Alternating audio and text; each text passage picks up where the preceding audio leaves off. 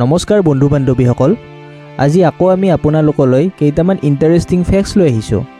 গতিকে আহকচোন চাওঁ ফেক্টছ কেইটা কি কি। নাম্বাৰ 1, পৃথিৱীত এনে এখন সাগৰ আছে য'ত কোনো ডুব নাযায়। সাগৰখন হৈছে মৃত সাগৰ। সাগৰখন জৰ্ডান আৰু ইজৰাইলৰ মাজত আছে।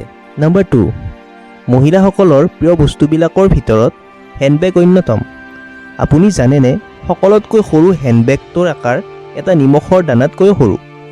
আমেৰিকাত মুকলি কৰা এই হেণ্ডবেগটো চাবলৈ মাইক্ৰস্কোপ ব্যৱহাৰ কৰিব লাগে। ই 657/222/700 মাইক্ৰমিটাৰ্ছ।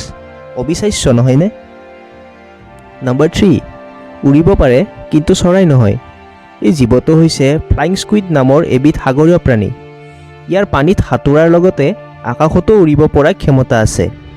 নাম্বাৰ 4, পৃথিৱীখনত এনেকুৱা এটা ৰহস্যময় হ্ৰদ আছে যাৰ পানীৰ ৰং ৰাতি নীলা হৈ পৰে। এই দ্বীপটো ইণ্ডোনেছিয়াত আছে, যাৰ নাম হৈছে কাৱাহ ইজেন হ্ৰদ। পৃথিৱীৰ ৰহস্যময় বস্তুৰ ভিতৰত ইও অন্যতম। নাম্বাৰ 5, ভাৰতৰ সকলোতকৈ গভীৰ নদী কোনখন জানেনে? নদীখন হৈছে ব্ৰহ্মপুত্ৰ। ইয়াৰ অধিকতম গভীৰতা হৈছে 380 ফুট, অৰ্থাৎ 115 মিটাৰ। নাম্বাৰ 6, বিশ্বৰ একমাত্ৰ পানীত উপঙা পোষ্ট অফিচটো ভাৰতৰ শ্ৰীনগৰত আছে।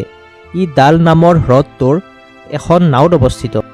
নাম্বাৰ 7, একনিতমক পৃথিৱীৰ সকলোতকৈ বিপদজনক উদ্ভিদ বুলি মনা হয়। ইয়াৰ শিপা আৰু পাতত নিউৰটক্সিন বিষ পোৱা যায়। ইয়াৰ সংস্পৰ্শলৈ অহা ঠাইটুকুৰাত জিনজিনি উঠে আৰু টান হৈ পৰে। যদি কোনো জীৱই ইয়াক ভুলবশতঃ খাই দিয়ে তেতিয়া ইয়াৰ মৃত্যুও হ'ব পাৰে। নাম্বাৰ 8, দ্য এংলো-জাঞ্জিবাৰ ৱাৰ বা যুদ্ধখনেই হ'ল সকলোতকৈ কম সময়ত শেষ হোৱা যুদ্ধ। ইউনাইটেড কিংডম আৰু জাঞ্জিবাৰ চুলতানেটৰ মাজত হোৱা এই যুদ্ধখন সংঘটিত হৈছিল 1896 চনৰ 27 আগষ্টত আৰু ইয়াৰ অধিকতম সময় আছিল 38 মিনিটৰ পৰা 45 মিনিট। নাম্বাৰ 9, পৃথিৱীৰ প্ৰথম কেমেৰাটোৱে ইমান লেহেমীয়াকৈ ফটো তুলিছিল যে ইয়াত ফটো এটা উঠিবলৈ মানুহে কমেও 8 ঘণ্টা সময় বহি থাকিব লাগিছিল।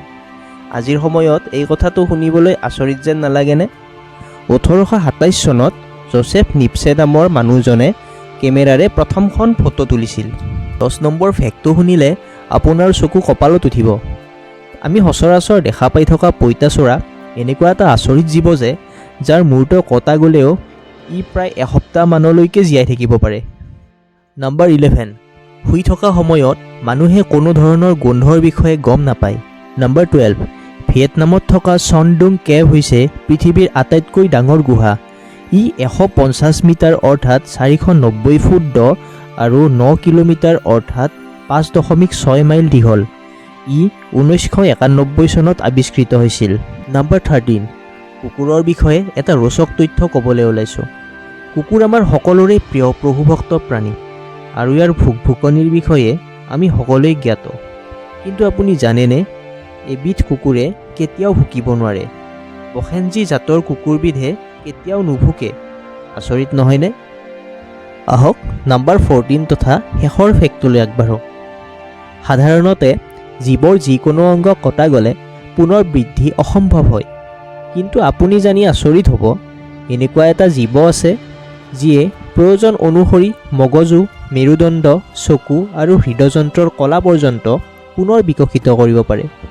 এই প্ৰাণীবিধ হৈছে এবিধ সাগৰীয় প্ৰাণী আৰু ইয়াৰ নাম হৈছে এক্সলটল ফিছ।